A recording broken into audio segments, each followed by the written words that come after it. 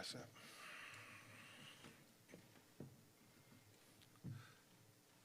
Good afternoon. I am Attorney Ben Crump, along with Attorney Chris Stewart, Attorney Tony Romanucci, Attorney Justin Miller, Attorney Scott Matheson, Attorney Michelle Godot, Attorney Jeff Storms, Attorney Bhavani, and Attorney Madeline Simmons, and a great team of lawyers on our team. We are honored to stand here with the family of George Floyd, his brothers and sisters, his children, all his family, his daughter, Gianna. We are very grateful to stand here at this historic moment in the city of Minneapolis. We are very thankful to the leadership of the city of Minneapolis, and I will talk about that momentarily. But we want to start from the beginning. When George Floyd was horrifically killed on May 25th, 2020, it was a watershed moment for America. It was one of the most egregious and shocking documentations of an American citizen being tortured to death by a police officer for having his knee on his neck for 8 minutes and 46 seconds. One of the worst ever witnessed in history. And history will judge us for how we responded to this tragedy. History will judge us on our commitment to the principles of equality in response to this tragedy. History will judge us on our commitment to the principles of justice, or how we responded to this tragedy. And most of all, history will judge us on our commitment to our principles of humanity, of how we responded to this tragedy. And Mayor Frey, history won't judge us just based on the eloquence of our words, but by the power of our actions. Council President Bender, when this tragedy happened, and after the family had an independent autopsy and we were waiting to have the homegoing services for George Floyd, President Joseph Biden and former Louisiana Congressman Cedric Richmond, you remember Chris, came to meet with the family of George Floyd. And his family, his sisters and brothers, his daughter Gianna was there. And the one thing I remember for longest about that was sharing with President Biden what me and my 8-year-old daughter Brooklyn often talk about.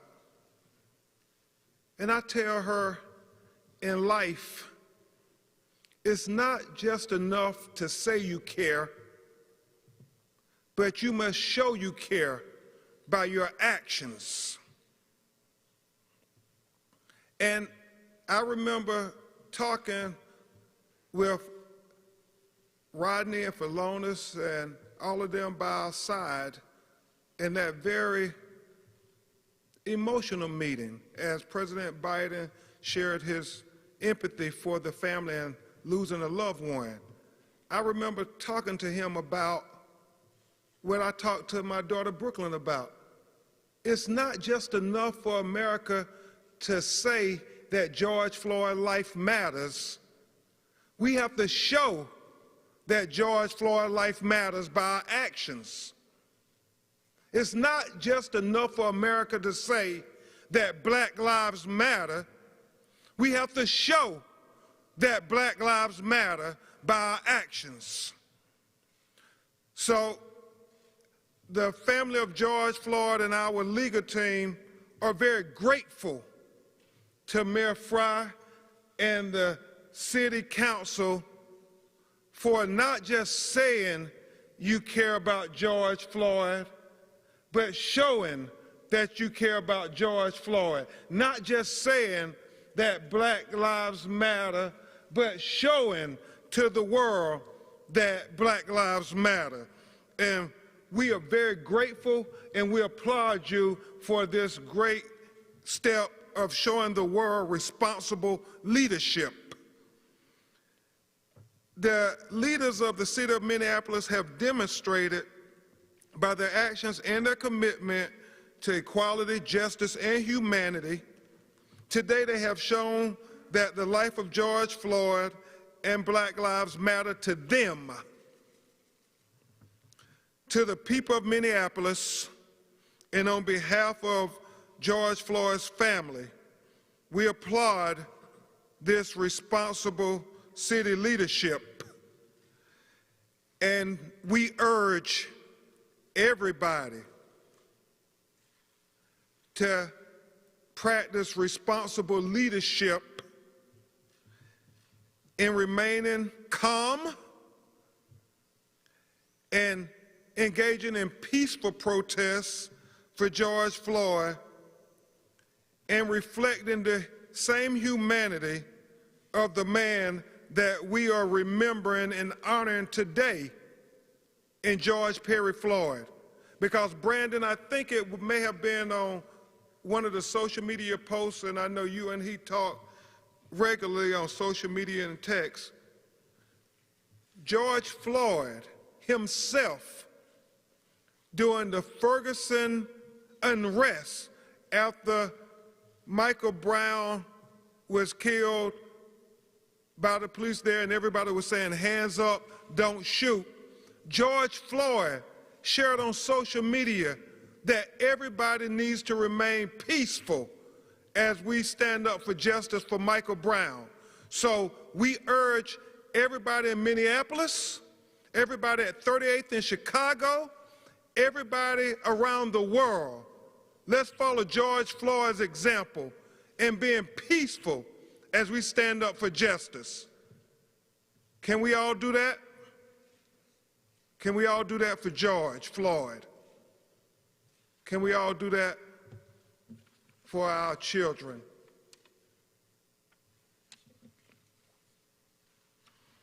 It is my great honor to announce that George Floyd's family, our legal team, and the city of Minneapolis and its leaders have settled the civil lawsuit in the death of George Floyd. The settlement is not just historic because of the $27 million paid out, but for the impact on social justice, policy reforms, and police reforms, because the financial compensation most directly impact George Floyd and his family, the future of their family. But it is the policy reforms that affects all of us. And many would say that's why the George Floyd Act, whether it's here in Minneapolis, Mayor Frey, or the George Floyd Justice and Policing Act, Councilman Ellison, that is being contemplated in Washington, D.C., it impacts all of us, all of us. And that's why this is so historic and significant. I must again really acknowledge Mayor Jacob Frey, Council President Lisa Bender, Councilman Jeremiah Ellison, and my dear friend, Council Vice President Andrea Jenkins, for their extraordinary leadership to bring justice and change out of this terrible tragedy. For the city's leaders and their lawyers, especially their city attorney Jim Router, the Floyd family, and our legal team to reach this historic settlement, it says to America that we can do more than just point fingers, accuse one another, and engage in more division. We can actually come together and make things better. We can reach an agreement about what form justice might take, not wait for it to be determined only by a historical, discriminatory criminal justice system. But responsible leadership says we do what we can to try to determine how we make a better world for all of our children. After the eyes of the world rested on Minneapolis in its darkest hour, now the city can be a beacon of hope and light and change for cities across America and across the globe. This would not have been possible, would not have happened without the extraordinary, progressive, and deeply moral leadership of this city council and its mayor. And for that, we do applaud you publicly as we have applauded you privately.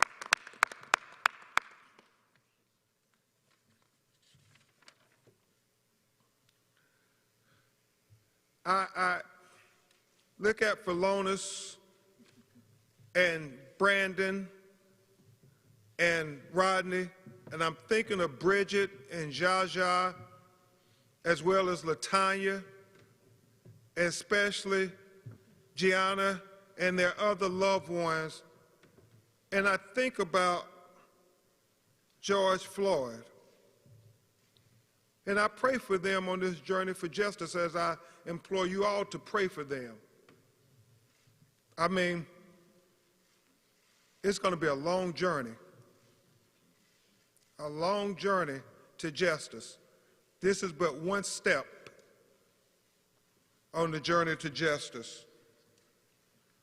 We have to remember, in the 10 months since we learned his name, we have come to know George Floyd as a larger-than-life figure, literally, with an even larger personality, and Tony Ramanucci, as we learned, with an even bigger heart. George Floyd knew that being a large, imposing black man made him a target and put him at risk. That's why, Chris, he tried to de-escalate the situation that day. Karen, he was assuring the officers that he was not resisting and that he did not pose a threat. And Justin, he was literally doing what black people do on a daily basis in America when they have encounters with law enforcement. We try to tell them that we're legitimate people. Arthur Reed, we try to tell them we're not the type of person that you are prejudging me to be. We are people, human beings just like you. And we just want to be treated like you treat others. That's what George Floyd was doing. He wasn't posing a threat. You look at that video for yourself. Why would they do that to a human being? George Floyd had more witnesses to his torture and death than any other person, black or white, in American history. Over 50 million people have clicked to watch that video, and once you see that video, you can never unsee that video.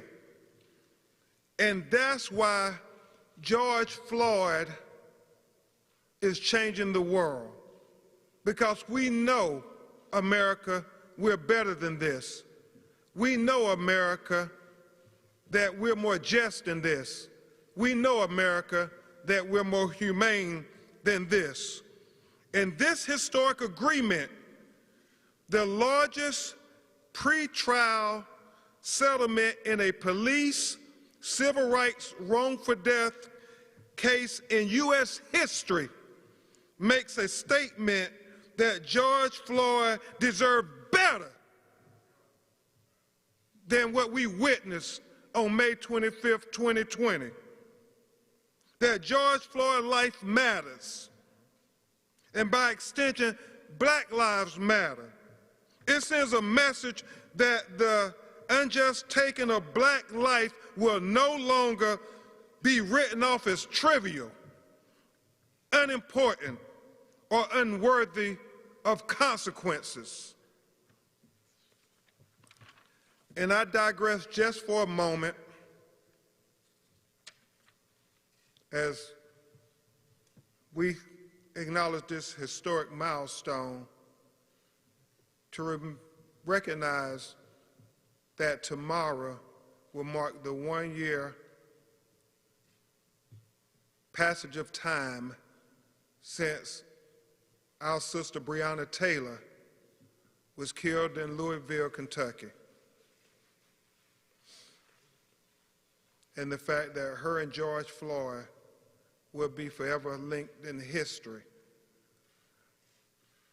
as two people who were taken from us at the hands of the people who were supposed to protect and serve them during the COVID-19 pandemic, where it seems like everything else in America has shut down except implicit bias and police excessive use of force. And so, for long as I know, you and Rodney have just spoke with Tamika Palmer, or text with Tamika Palmer, Breonna's mother, and it just demonstrates for all of us we're inconceivably linked together as not just Black people, not just as Americans, but as human beings. And we have empathy for one another. She was celebrating and congratulating the Floyd family, even though she's dealing with what only one could imagine is the worst nightmare any parent could ever conceive. And so nothing will ever wipe out the Floyd's family aching loss, but this settlement and the respect it shows the family will allow healing to begin, Council President Bender. It will help to heal the city of Minneapolis and the minds and hearts of Black and white people who still suffer anxiety and nightmares and post-traumatic stress from watching the 8 minutes and 46 seconds of George Floyd tortured and killed at the hands of those who were supposed to protect and serve them. Those 526 seconds is enough to cause anybody post-traumatic stress. And we say to everybody, Black, white, brown, and red, we're better than this. We're better than those 526 seconds. Mayor Frey, we talked about a man begging for just humanity. Just take your knee off his neck. As you will hear more in a minute, this city has already enacted some very profound model police reforms in the wake of George Floyd's death. Our legal team is committed to support the city in pushing through additional reforms, Mayor Frey, to ensure that they can hold officers accountable for bad conduct and never let a union contract force them into having to tolerate bad policing. We have to speak truth to power. George Floyd deserves that. Breonna Taylor deserves that. Mayor Frey, you have our word, our voices, and our might to help you muscle through additional changes that will transform policing in Minneapolis and hopefully policing in America, Councilman Ellison, Council Vice President Jenkins, Council President Bender. And I say this to our national leaders. We hope the example that you all are setting here in Minneapolis will inspire and embolden the United States Senate to join their colleagues in the United States House of Representatives, led by the Congressional Black Caucus, in passing meaningful reform legislation in the name of George Floyd. As Congresswoman Sheila Jackson Lee reminds us, the George Floyd Justice and Policing Act. Because like the activists say his name in the halls of Congress, with the passage of that legislation, they will always say George Floyd's name. Finally, Karen, I am most proud with the family and our legal team of the leadership of Mayor Frey, Council President Bender, Councilman Ellison, and Vice President Jenkins for engaging in a partnership with the family that they can take the lead on being able to contribute $500,000 of this settlement to be committed to help lift up the historically black neighborhood that engulfs 38th and Chicago Avenue, where George Floyd lived and died while he was here in Minneapolis. Be able to uplift the black businesses that have suffered, Vice President Jenkins, such a toll in the past 10 months. For the past 10 months, people came to 38th in Chicago to lay down flowers and pay their respects. I believe people, Chris, will always come to 38th in Chicago. But they will come to remember George Floyd, but I pray that we can make this memorial more than just that. For Lonis, we want to imagine if in the future, because of your family's help and commitment in giving back to this community, that when people come to 38th in Chicago, they will witness a marker of a turning point in civil rights. They will learn more about black history. They will support the thriving black businesses that were able to survive not only COVID, but this terrible tragedy where George Floyd was killed, and they will be able to celebrate black culture. This is our vision, united the family and the city leadership. This is the family's belief, what is proper in preserving the legacy of George Floyd here in Minneapolis. It was his daughter, Gianna, who said her daddy changed the world. And I know her mother, Roxy, and everybody know that he certainly has. I thank the leadership of the city of Minneapolis for elevating and memorializing George Floyd's legacy today and making a statement in the clearest terms possible. Black lives matter. Black lives matter. At this time, you will get to hear from two of the most passionate, committed, skillful, and are just skilled beyond anything that you would imagine in your local community. But they're not just good because they care about the court cases. They are skilled because they truly care about their clients. You will hear from my brother Chris Stewart, who hails from Atlanta, Georgia, and then you will hear from my brother Tony Romanucci, who hails from Chicago, Illinois. Chris Stewart. Love you.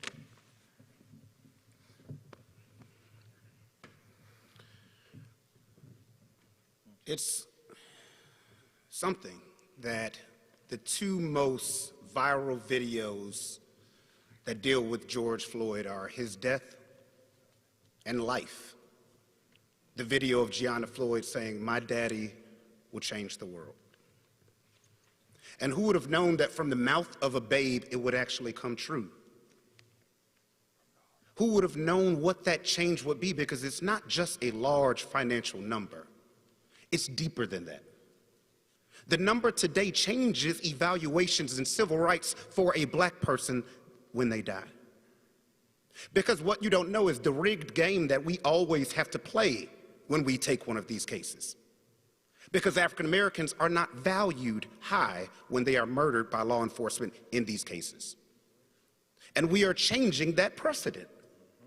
Because as we told you when we filed this lawsuit 6-7 months ago, we are here to support the actual understanding that Black Lives Matter, but you will start understanding that black value matters. And what happens is that trickles down to decisions in the communities across this country. When there's a city council or a mayor deciding, oh, should we get rid of no-knock warrants? Should we get rid of chokeholds? Do we want to change these policies? They have 27 million reasons now why they should. And that will make decisions happen. That will make accountability happen. Because yes, it's sad seeing a video of a man being tortured and murdered, but it's worse having to write a check to take care of something that should have been prevented in other cities. And that's why this is a blueprint, and this doesn't happen often. You don't get a city council that cares. I know I run into a lot that don't. You don't get a mayor that will step out there and risk himself to try and get this done with city council. You don't get a city attorney who actually worked with us, and it wasn't a fight all the time. That should be a blueprint across this country. I tried to say that in Walter Scott years ago. Here is a blueprint. We changed policies. There was a record number. We worked together. We held the demonstrations peacefully, and change happened in that area. What will happen here? And what will happen across this country? Because understand that this isn't over. Those officers will be held accountable. There is a prosecution team that actually cares and is fighting. And if you need a reminder, just think of the George Floyd case, and that if you don't get policing correct, if you don't make these changes, if you don't fix the policies that are happening, then you'll be seeing us again. Because we are making sure that black lives and black value will be understood. It was an honor fighting for this family, fighting for Gianna. She had school and she could not be here with her mother. There's been no bigger joy in my life working with Ben and fighting for not just the man, George Floyd, but the purpose of what George Floyd change will become across this country. Increasing policing, making it better, and understanding the value that will be assigned to African Americans in these cases. Thank y'all.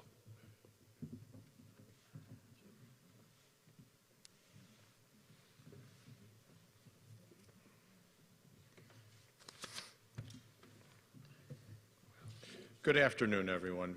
My name is Antonio Romanucci. Everybody calls me Tony. I'm from Chicago, Illinois. I'm one of the attorneys of the George Floyd family, and hope again to introduce the entire legal team soon. I do want to thank my esteemed co-counsel who spoke before me, my brother Ben Crump, Chris Stewart. I do want to take a special moment to thank Mayor Jacob Frey, the City Council. I want to acknowledge you now and again later. I have some special remarks, and of course the City Attorney Jim Rauter, and also the City Attorneys Brian Carter and Tracy Fussy for working together. And I want to bring you back just for a moment now to May 24th.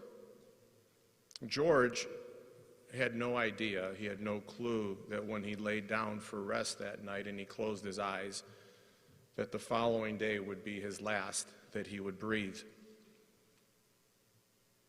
He didn't know that the last two words that he would utter on this earth, Mama, Mama, would not only be his last words, but would actually be the words of a messenger. Because what you see here on this stage today doesn't happen. You don't see a concert of people who sit across the table from each other and typically fight it out in a courtroom. Standing here together, not so much proudly announcing, but in partnership announcing a very historic settlement. And as Chris said, the amount may be historic. I know Ben pointed it out, but really the historic part of it will be in the change that George Floyd brought about.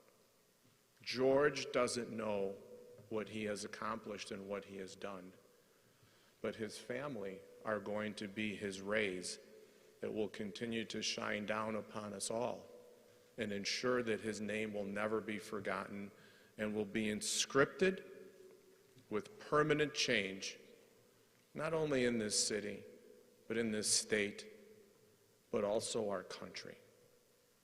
And it can't happen without this community that's standing on this stage. We are so pleased that this settlement includes $500,000, which will be funneled to some of the most needy and important businesses of the neighborhood of 38th in Chicago. We will see that that money gets spent in the right businesses, the right areas of that community. This case has been said as a watershed event for civil rights in America and around the world. And it does. It does. I can tell you that the feeling does feel that this is a turning point for police reform and changes. But that's only because there were conscious choices that were made to do so.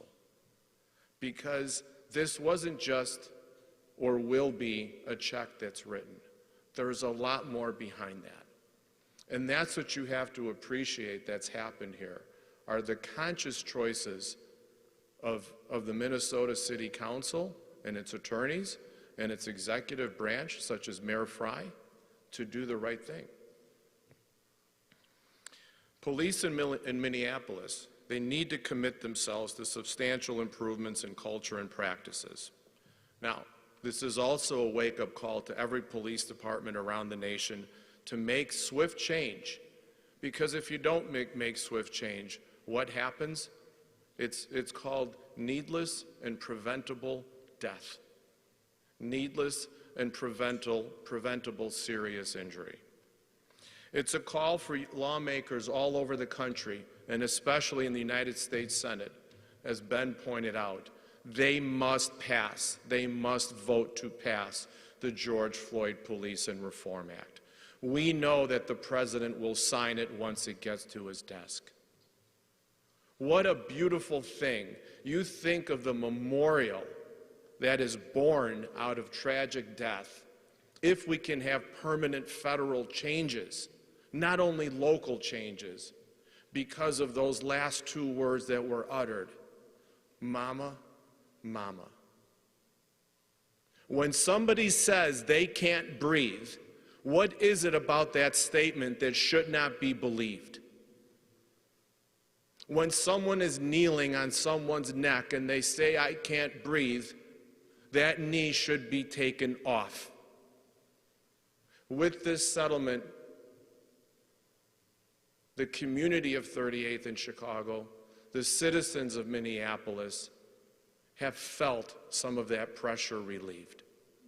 Their knee, there is no knee on their neck, but there will always be at some level a knee on the neck of this family and for what they have to go through. And that's where the money part comes in, to try and bridge that gap, but it won't.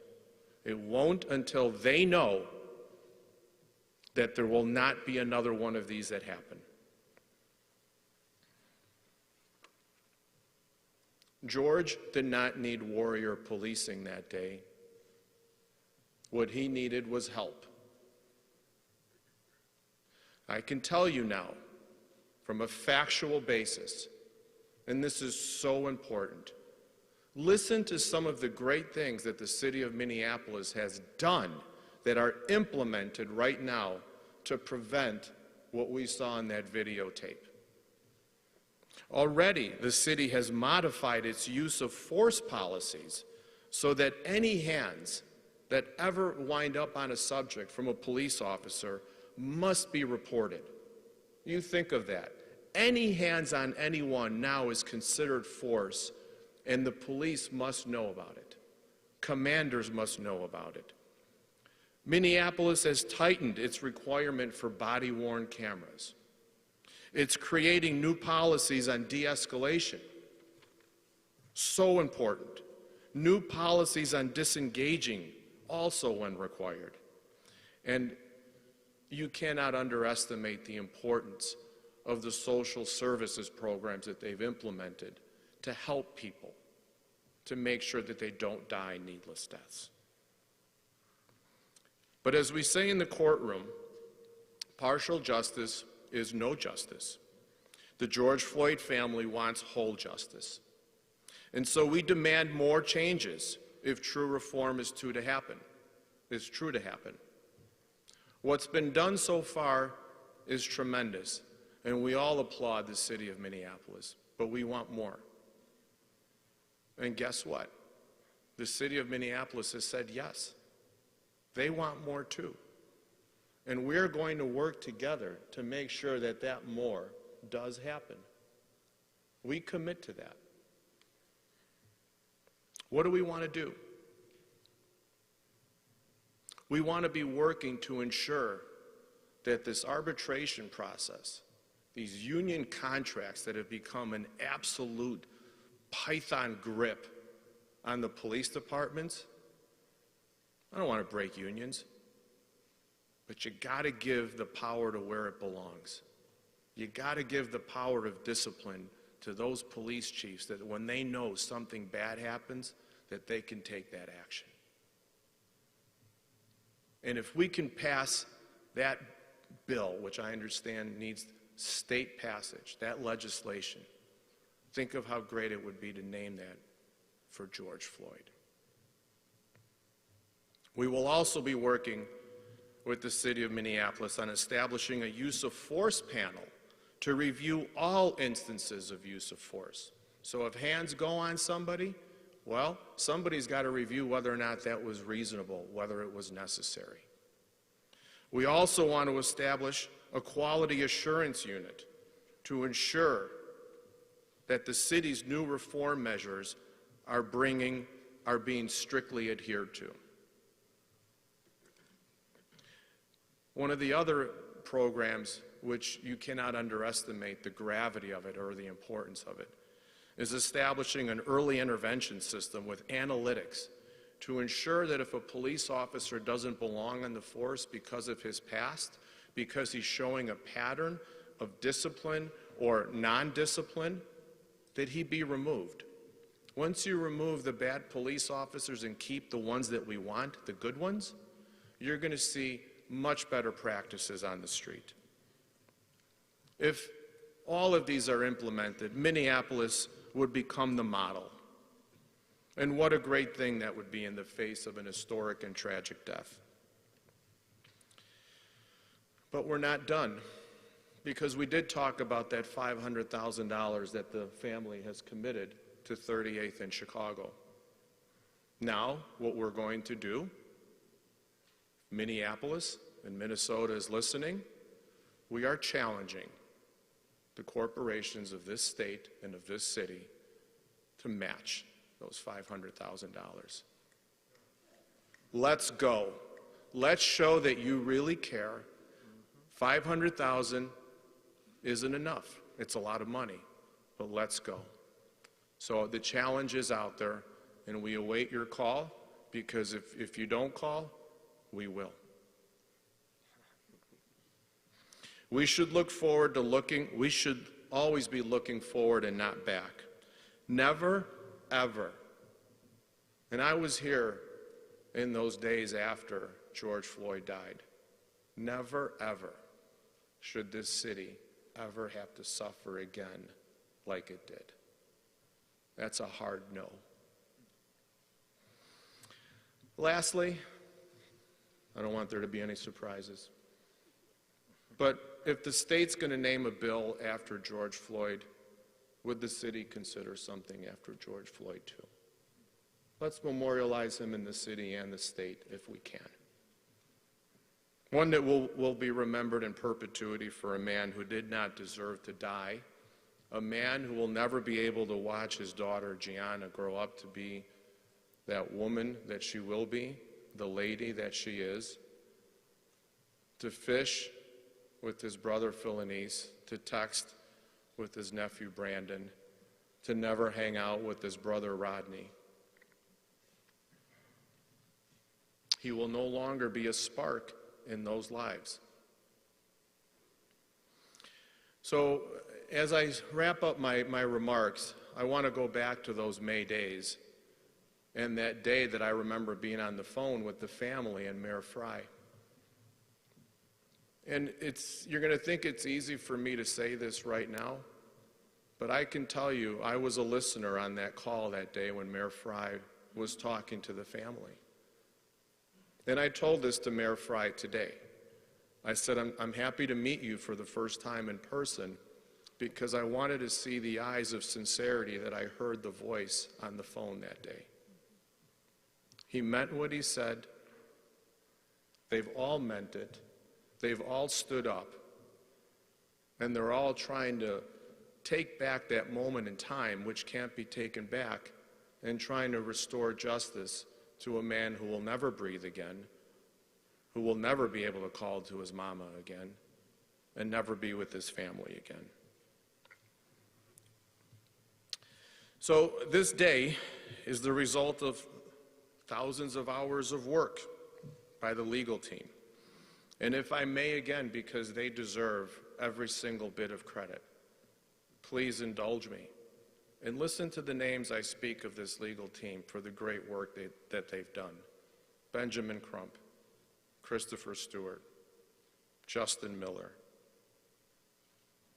Nicolette Ward, Ian Fallon, Bhavani Ravindran, who is here today, Jeffrey Storms, Madeline Simmons, Scott Masterson, Michelle Gilbo, Alexa Ellie, Kyle Nelson. God strike me if I forgot anybody. But also the people that were behind the scenes that were so helpful. Morena Fontana, Michelle Ubin, Jennifer McGuffin, Kelly Snowden. And again, I thank the City Council, its members, the city attorneys. To the Floyd family, on this deeply profound day, you have my highest personal respect forever for what you have endured, the grace you have shown through all of this, the honor and the privilege that you've given me to stand before you with this legal team, and the privilege to have represented you.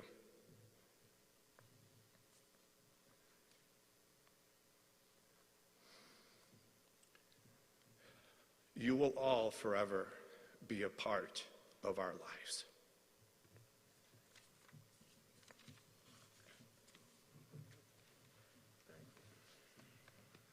And now we will hear from the leadership of the city, beginning with Mayor Jacob Frey. And thank you again for your tremendous leadership.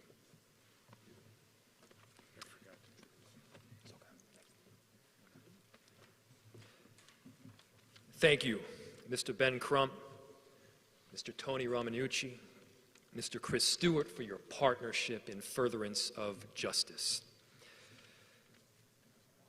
The last year, more than any period in recent memory, has delivered countless moments that will define our trajectory in Minneapolis for decades and generations to come.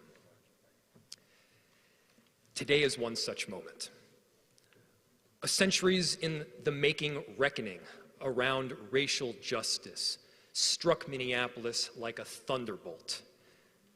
And that strike reverberated across the entire globe as we all stood and watched as George Floyd was killed.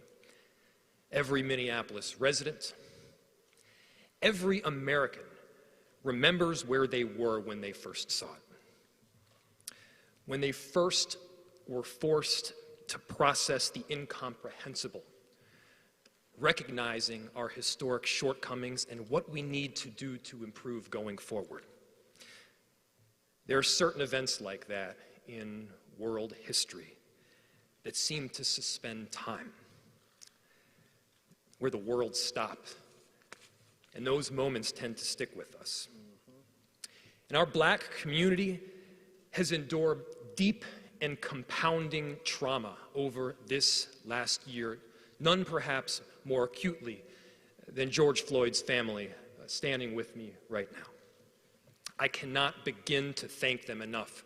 Rodney, Brandon, Philonis, and Keita for their strength and their courage, their resiliency, and their voices willing to push us to go forward. Not just right now, but well into the future. It is their work that is honoring the collective legacy and honoring their brother, their son, their father. And amid unprecedented loss, amid unprecedented pain, we now have a once-in-a-generation opportunity to truly effectuate change. Change that has eluded policymakers, activists, advocates, community members for far too long. Some of those laws and policies on our books today, yes, they were built and put into place with good intention, but the passage of time has caused them to be calcified. It's caused them to be kept in place at times by cynical politics. And as a result, the carefully built trust over time has been lost, has been injured. Lives have been indeed cut short. And our city is so grateful to the Floyd family for their warm embrace of meaningful and overdue arbitration reform and their commitment to work towards justice and peace and safety at 38th and Chicago. I want to thank Jim Rauter, our city attorney, Tracy Fussy, Brian Carter, and our entire city attorney's office, our communications team, and everyone that has worked so diligently and tirelessly towards this point and have worked tirelessly over the last 9 and 10 months. The work they've done is extraordinary. I also have to acknowledge Ben, Tony, and Chris, and the entire legal team who also put in massive and painstaking work to make today possible. I know they are resolute in their determination to see justice. I know they are resolute in their dedication to see long-term and lasting impact, not just in Minneapolis, but nationwide. They reached out to dig in and discuss the reforms that have taken place. They did not stop with a settlement. They did not flinch when we raised big solutions for big challenges. And we'll be so grateful to count them as partners in this very important reform work that lies ahead. And so today's settlement reflects our shared commitment to advancing racial justice, our sustained push for progress, our commitment to Minneapolis, and our commitment and compassion to one another. We need to be unrelenting. We need to be unapologetic in our pursuit of a more equitable local government and a more just approach to community safety in our city, and we will be. Thank you. Mr. Crump. Thank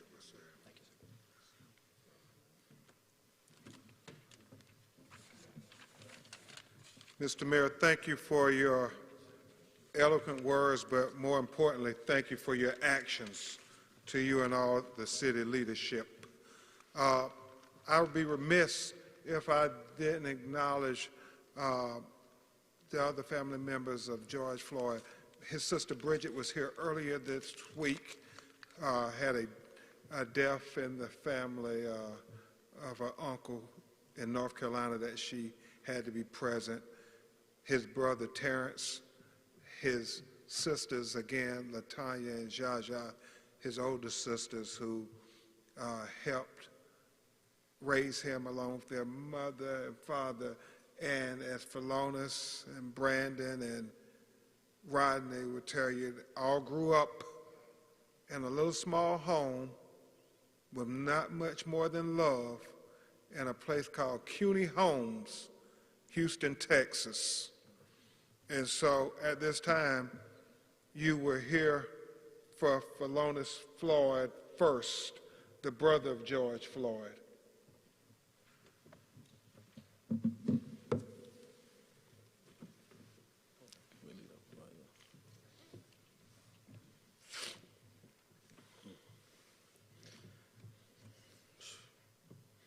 Thank y'all so much. While I'm relieved that the settlement has been taken care of, I'd like to thank the Minnesota. I'd like to thank our legal team for standing with us throughout all times, especially Ben. Ben has been here with us for so long, throughout the times that I needed to speak with him at night about my brother, about different things. So I thank the state of Minnesota for getting this settlement taken care of. But even though my brother is not here, he's here with me in my heart. Because if I could get him back, I would give all of this back. Him, I know that he's with us and he's standing up right now knowing that we have the opportunity to be able to fund low-income African-American communities. And that's big in our heart as my family stand here because we are a product of our environments. We come from low income. We come from the CUNY homes. We are a big family. I'm gonna miss my brother. The world, he has made a movement, and everybody is standing with us in solidarity. And I want to be able to thank all the supporters, all the protesters for standing, especially during a pandemic where you didn't have to. Yes. You put your lives on the line. Yes. There's nothing I can do to be able to repay you for that because you showed who you are and who you were at that time. So one thing that the world needs to know, America, we need to heal. This nation needs healing. Our family needs healing. There have been times where I had to go and see my brother because he had tears pouring out his eyes thinking about our brother. So everybody around this world who have marched with us, on the front line or on the couch, it doesn't matter. Your heart was in a good place, and I'd like to thank everyone for that. Thank you all so much. May George live in power.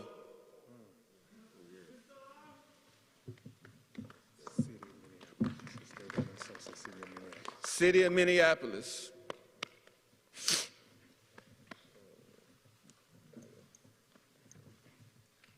Thank you, Philonis, for those heartfelt words. Now you will hear from Rodney Floyd, George's baby brother.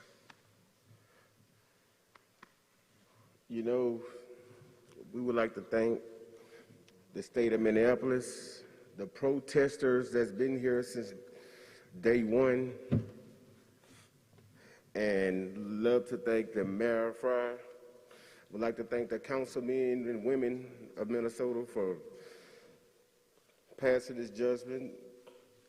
But this is a small, big step in the George Floyd legacy. And thank you all very much for supporting us. And we're going to uphold his legacy, speaking his name, and thank you guys for everything.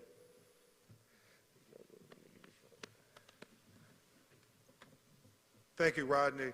And this next young man is a nephew of George, but as you all have learned by now, they are a traditional black family, and it takes a village. Brandon grew up in the household with George, and George was more like a father figure to him than an uncle. They talk constantly, and it's with an especially heavy heart that Brandon comes before you today, because they lost one of their childhood friends just a couple of days ago, but he still wanted to be here to be with his family in Minneapolis. Brandon Williams.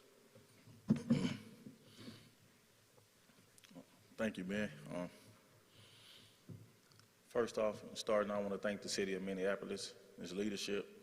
Special thank you to the mayor, all of our attorneys for all of the fighting and the hard work that you guys put in, and also to Ben, who's always a phone call away, no matter if it's late at night or early in the morning.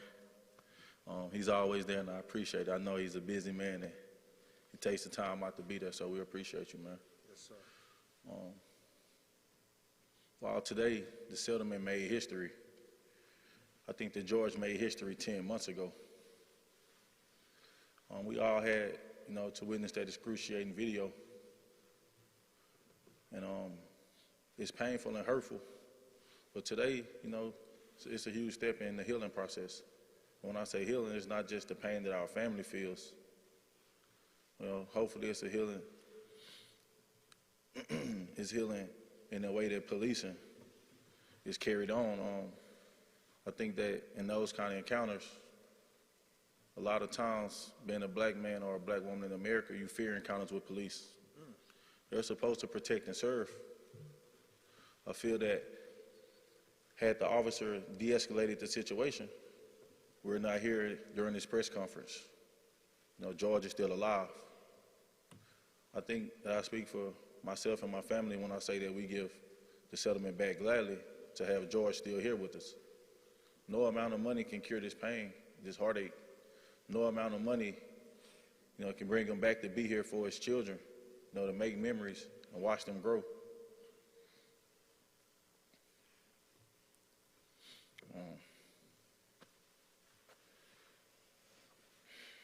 Excuse me, I'm sorry. Every time I come here, I get a heavy heart. A lot of emotions start to pour.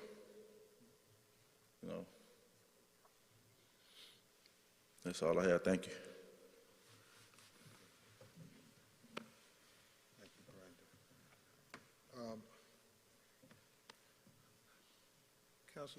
Brandon. Council President and Mr. Mayor, we got to stand up. Philonis, if y'all don't mind standing up. I think it's important, that we just take a moment. You heard this family pour out their heart, and they did so in a real way, because it's, even though this is a moment to be celebrated, still, every day they wake up and they think about George and the manner he was taken. That's something that we can never give them the justice they want, because the justice would be for George to be here. So all we're trying to do is hold people accountable. And so I'm grateful that the city is committed to making sure there's accountability and trying to prevent another family from going through what George went through. I know Attorney Stewart talked about, you think you have policy where it won't happen again. But we gotta really commit, America, that this won't happen again. Not like this. We cannot. Mayor Frey, I just had to say a word after seeing the emotion from these family members. Mayor Frey. Thank you, Mr. Crump, and thank you to the family for those incredibly powerful words. I'd like to thank our city council and have Council President Bender up. Thank you, Council Vice President Jenkins and Council Member Ellison as well. And I'll note that, in fact, the vote today was a unanimous one. Council President. Thank you. Thank you, Mayor, and thank you to the family in particular for the power and emotion we're seeing today. I'm Lisa Bender. I'm the president of the Minneapolis City Council. And we did today, as the Minneapolis City Council, unanimously approve this $27 million settlement in the civil lawsuit filed by George Floyd's family against the city of Minneapolis. On behalf of the entire City Council, I want to offer my deepest condolences to the family of George Floyd. We know that no amount of money can ever address the intense pain and trauma caused by his death for George Floyd's family and just so many people in our community who are grieving. Minneapolis has been fundamentally changed by this time of racial reckoning. Yes. The Minneapolis City Council is united in working together with our community, with George Floyd's family, to bring about a more equitable future for our city.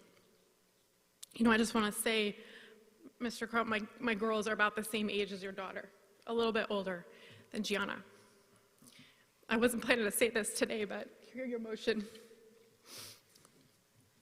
We talk about Mr. Floyd all the time in our house, Mr. George, we say. And we talk about what happened. And we talk about our responsibility to step up in our family. And you know what? I just want you to know how deeply we're with you. We are with you to go to the Senate to fight for change. We are with you to support our mayor-in-chief in implementing reform. We are with you to reshape safety in Minneapolis. We are with you to have the deep conversations in every single household in this city that is needed so that those little girls have a different future together.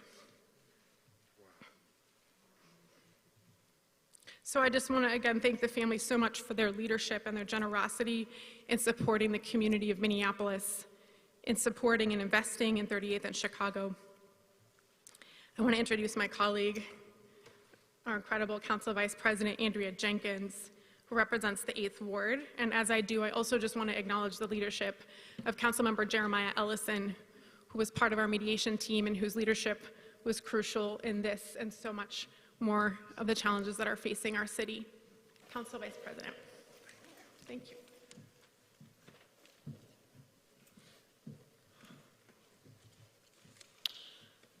Thank you, President Bender, and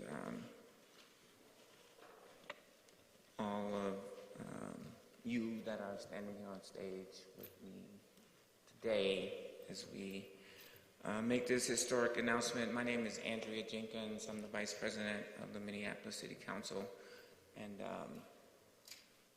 I can't start my comments without just offering my deep condolences to all the family members that are here on stage with us, all the members of the Floyd family that you mentioned, that aren't able to be here with us in this room, but are absolutely here with us in spirit. Yes. And, you know, George Floyd's life mattered. And we are here today to honor his life and his legacy. The killing of George Floyd in police custody last Memorial Day has forever transformed the city of Minneapolis. A city that is reeling from pain and so much loss. And as you've heard from our speakers today, it has transformed a family, forever changed by the traumatic and sudden loss of a brother, a father, a son.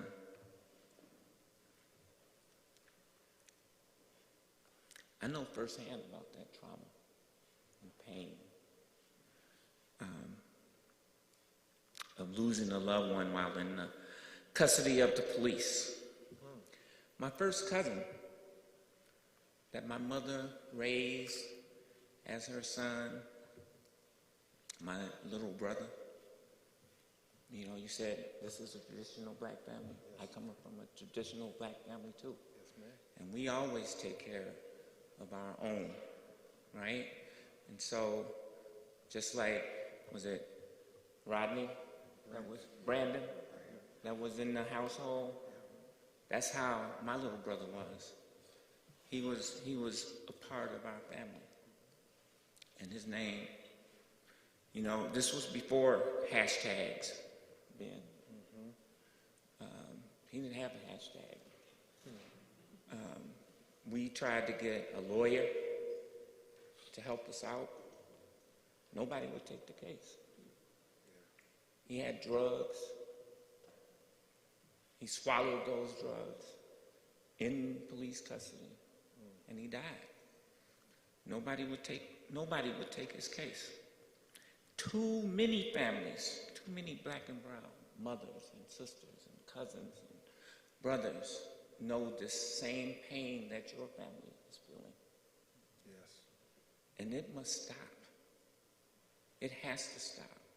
And hopefully this action today, as Chris said, there will be 27 million reasons for it to stop. Floyd's death sparked a racial reckoning around this nation and around the world. A reckoning felt deeply here in Minneapolis, at Ground Zero, 2 blocks from where I live. I look out my window, I see a big portrait of George Floyd every day.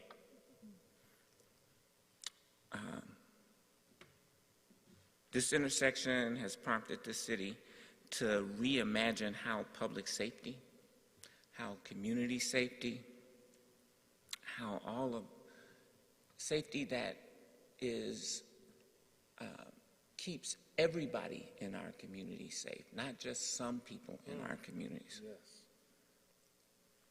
Out of transformational pain must come transformational change. This is required of Minneapolis, and we are committed to lead the way because Black Lives Matters in this city. Not just George Floyd's life, but all black life. I want to just really take a moment to acknowledge the enormous generosity of the family to commit resources to help out the black businesses in that community around 38th and Chicago. And on behalf of those community members that I represent, I say thank you. Thank you so much. As this trial progresses, I do want to call for peace. I want to echo what Attorney Ben Crump said, that, you know, George Floyd called for peace when Mike Brown was killed. I want to ask for calm in our streets, regardless of the outcome of that trial. The city, the council, the mayor, the department heads, everybody at the city of Minneapolis is committed to bringing justice in more ways than just through our criminal justice system. We know that we cannot control the actions of the past, but what we do have control of is actions in the future. In the days and weeks ahead, we will move forward together to begin a healing process, transformational healing. And today is where that healing begins. And I just want to thank the Floyd family for their courage, their commitment, their perseverance and fortitude for showing us the way and leading us towards justice. Thank you. Thank you so much. Thank you. God bless you.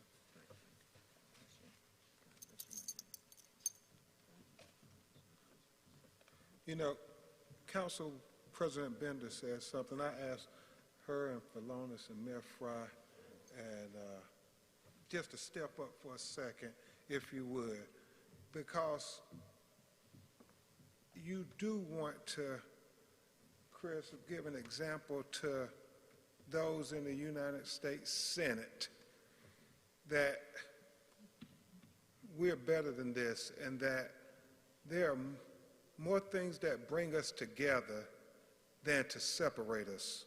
So if we could just join hands for a second. This is about George. This is about George Floyd and the betterment of America. Together, we are an example not only for Minneapolis, but for the United States of America. And hopefully, the United States Senate can come together like the leadership and the family came together, Vice President Jenkins, and we can give President Biden a bill that will be respectful of bearing George Floyd's name in the George Floyd Justice and Policing Act. That this vision go to the United States Senate to say that we're better than this, America. And so, thank you all. At this time, if Jim Router, who is just being dogmatic and trying to work to resolution, Attorney Stewart, Attorney Romanucci, we're going to start the Q&A, and hopefully one of us attorneys can answer your questions or direct you to the people who can. So, Jim, you want to say anything before we start the Q&A? No, I'm just grateful and honored to be able to be with everybody here today, and certainly all the work that I've got to experience with Ben Crump here. It's been just transformational. Transformation on every level. So we'll open it up for Q&A, and Jim, to you and your entire staff. As Tony Romanucci said, this doesn't happen unless people are committed to transformational change from transformational pain. How did you all work with the people who have been caretaking the area in George Floyd Square in coming to your settlement? You want Vice President Jenkins to say anything? How did you work with the people at 38th in Chicago? Yes, 38th in Chicago, that's correct. How have you all worked with the caretakers of George Floyd Square who have released a list of demands to... And I will say this, I know the family has said that they're going to give back, and that was the family's decision that they want to be part of the solution. And I think that's what the city leadership is saying. They want to be a part of the solution. Now, we don't have all the answers, but we believe together we can solve all the problems. And for Mayor Frey, could you talk about the timing of this settlement now with jury selection going? Are you concerned about the trial? If you could talk about the timing of this. Okay. You know, we're trying to be very respectful of the criminal proceedings that are now underway, and we're in the middle of jury selection, and I think it would be very wise for all of us to to refrain from commenting on something that is ongoing. I mean, I know the headlines are going to be generated day in and day out. This is a trial where they're looking for an impartial I can take that question. just blocks away. I can take that question. Thanks, Attorney Crum. Yes, sir. And I don't know if Attorney Stewart or Attorney Romanucci would want to chime in, because we do this type of work all across the country. The one thing we know as black people in America, that there is no guarantee that a police officer will be convicted for killing a black person unjustly in our country. That's what history has taught us. So we believe responsible leadership, not only like this here, but also like in Breonna Taylor, Walter Scott, and so many others.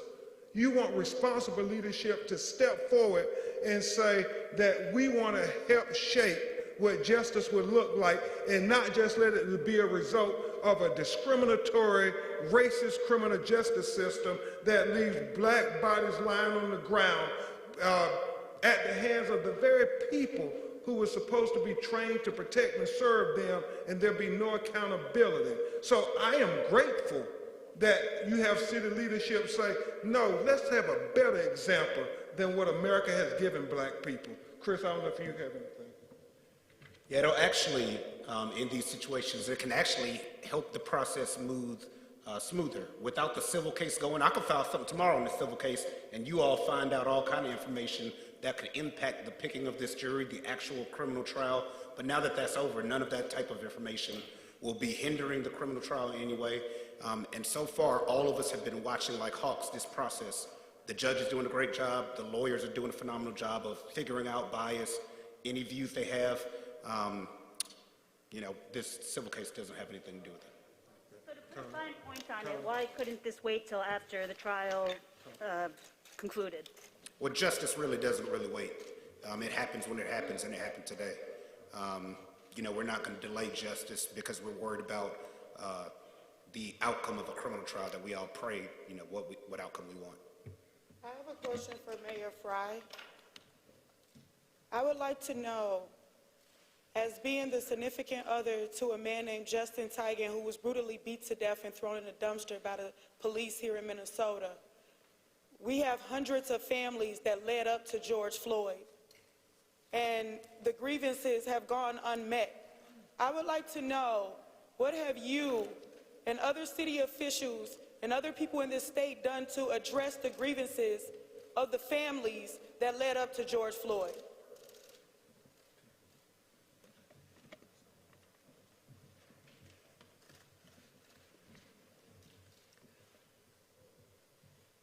I'll start out by saying I'm so sorry. I can hear the pain in your voice just in that question alone. There are a number of reforms that have been instituted, and I don't think there's any mayor in the country, any city council in the country that doesn't wish that they had acted faster and more diligently. The truth is that we have a history of shortcomings. We need to acknowledge it, understand that, the impact that it has had on you, on your family, and so many others, and we need to do better. I really appreciate you and your willingness to stand up and ask. Mayor, can you talk about how the city pays for this settlement?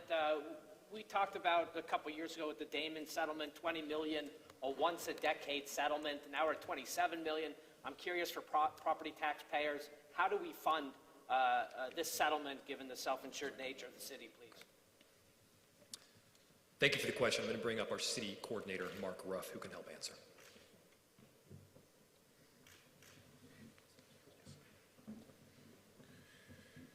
Good afternoon. I'm Mark Ruff, the city coordinator for the city of Minneapolis. You are correct in the question around the city's self-insurance fund, so the city does not have outside insurance for tort liability for these types of cases. The city's self-insurance fund is under pressure, not just from the tort liabilities, but also from the workers' compensation associated with many of our first responders suffering during this time. So the city has anticipated and started anticipating with the leadership of our council and the mayor some of these liabilities, knowing that we've been living through very difficult economic times as a country and certainly as a city. City's down $40 million in sales tax. We're down $30 million in parking revenues along with others. But the city has prioritized making sure that we have enough in reserves. So while our self-insurance fund doesn't have adequate money right now, we do have other reserves that we have set aside for these types of liabilities, along with the liabilities of uncertainty as how quickly we come out of this recession. But at this time, we feel that we can confidently say, assuming that trends continue as they are, that this settlement alone will not result in property taxes increasing because of the judicious nature of saving the money that's necessary to follow all of the liabilities that come out of an event like this.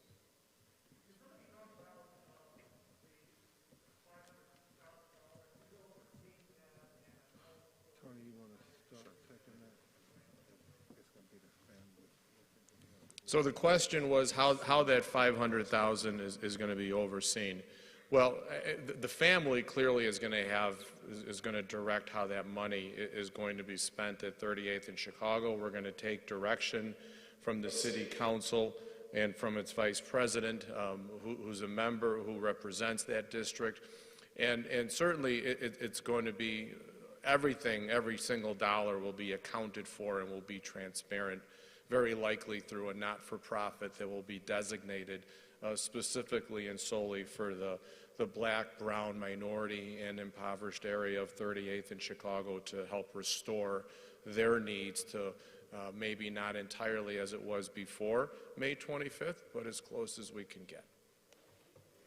And I would simply say it will be the family's final decision, even though Vice President Jenkins will give us advice and counsel. I think it's important to know that whatever is given, it will be the family that directs where it's going.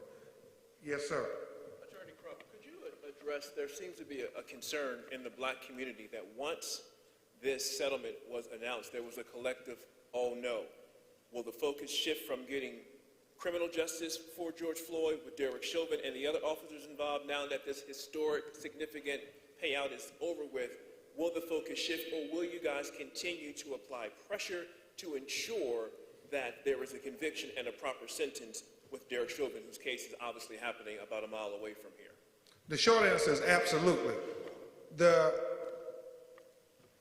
thought that black people in America can't get full justice is something that we rail against.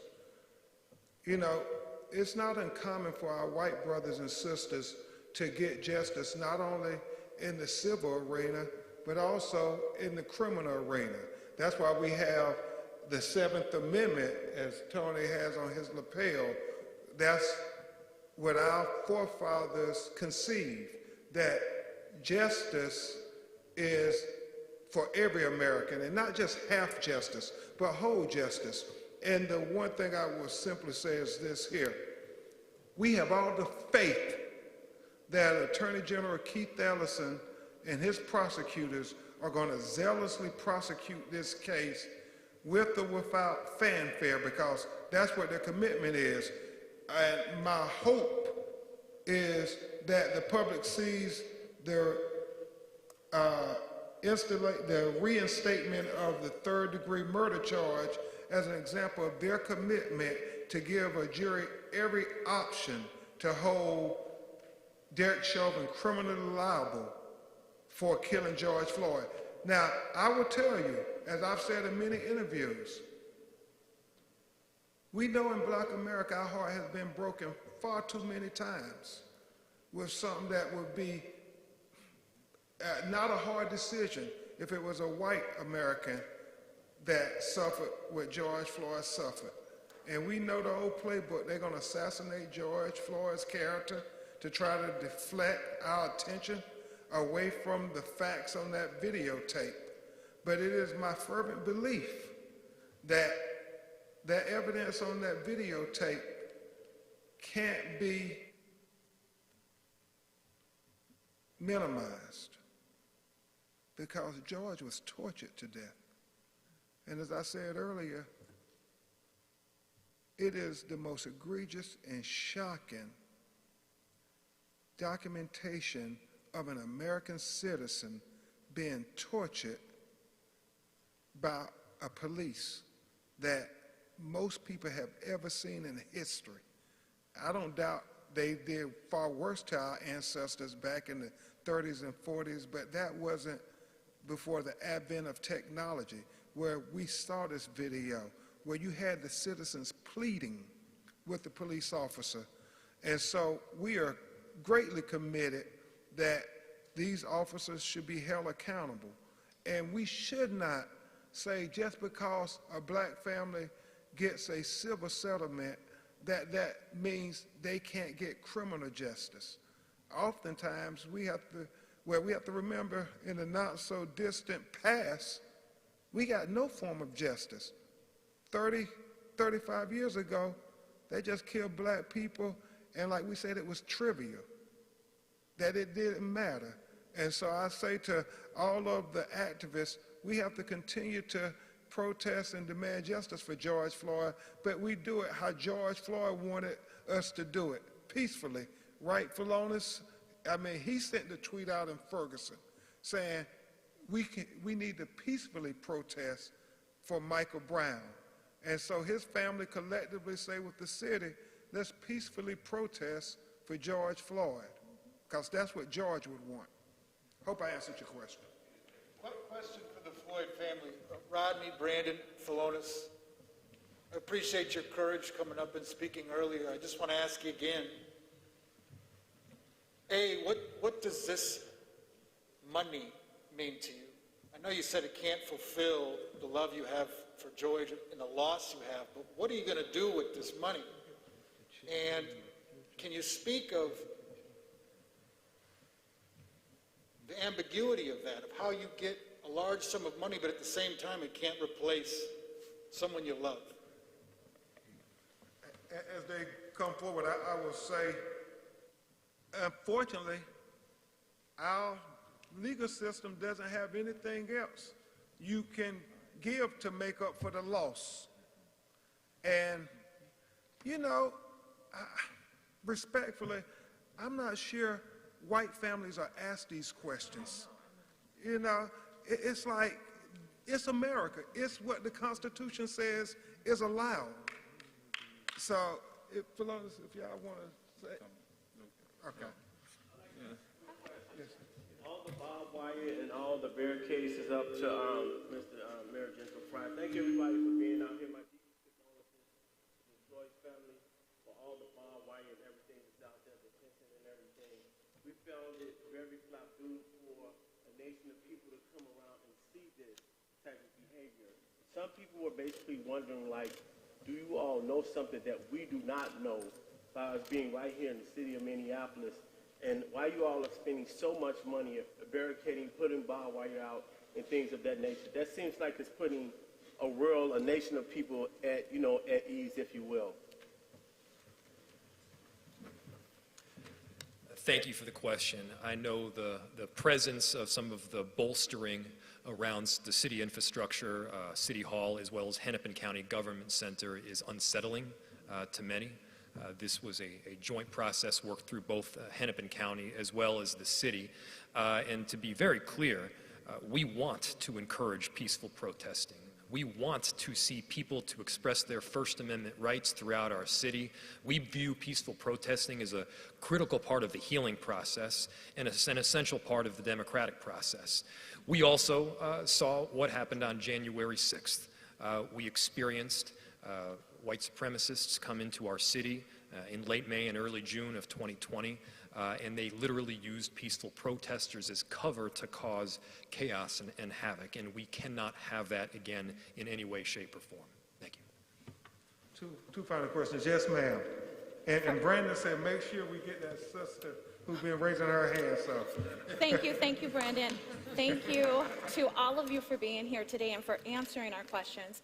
My question goes to the family, but it also goes to you, Mayor, as a member of the Black community who houses my office right on 38th in Chicago.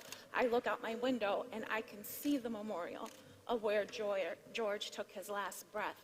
My thought is, and my question is, what is the city's plan? And then what is the family's plan on cup foods? Thank you for the question. I think we're trying to be respectful of the family here today. That's an issue I think we can address in another setting. But we do certainly understand the community's concerns around that business. We've had a lot of conversations internally at the city about that. But to be respectful for this day and why we're here, I think it would be good if we could follow up later on that. But thank you. And Brandon said we will welcome your suggestions. They live in Houston, so yes, ma'am. Yes, ma'am. Do you have any thoughts on the jury selected so far? Only the fact that you want a jury that will be fair and impartial and that will follow the law as instructed by the judge based on the evidence. And obviously you want a jury who will respect George Floyd and not devalue him because he was a black man. I'm a civil rights attorney and an activist. How you doing, Ben? One, my heart goes out to the family of George Floyd.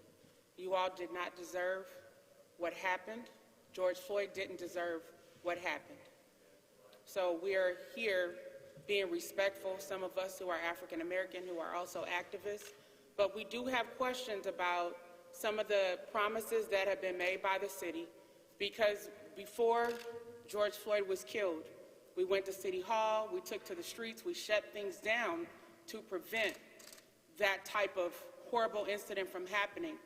And we hear a lot of promises from the people on stage with you all, crying and saying what they're going to do or what they wish they had done or what they will do. But we have not seen that consistency. We haven't seen that track record. We haven't seen a real commitment to justice and transforming the system of policing. So we want to know that as you all are able to go back to your respective places, we'll still be here holding it down. We love you. We want to know from city leaders, though, what tangible actions will you take next? What is the timeline? And how will the community know that you are following through on the promises that you have made to this family, to these attorneys, and to the world who was watching this press conference? Thank you for that question. I'm going to defer to the city, but we welcome you helping us hold them accountable because they're elected officials, and black people have to, like so many of our other citizens, say, no, you have to be accountable to us. And I think a lot has been said, and we want to say in the name of George Floyd that we respectfully follow up. So I welcome that question and any assistance to work with these leaders. Nikema, thank you for the question. I think it's fair to say we all know that there's still a lot of work ahead.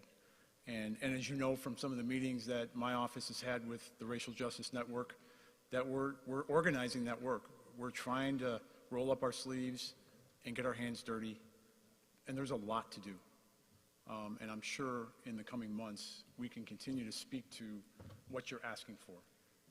But again, I think it's been a long day, certainly for the family, and we want to be respectful because I know there's also travel involved. And they also have some other plans that they'd like to do before they leave town today. So, thanks. Thank you all very much. Anything else for Lawrence or anybody? Huh? No. Okay. Thank you all very much. God bless you, and continue to pray for the family. Again, like Ben just said, thank you all so much because we're here together as a team and we're turning our pain into purpose. Thank you all so much.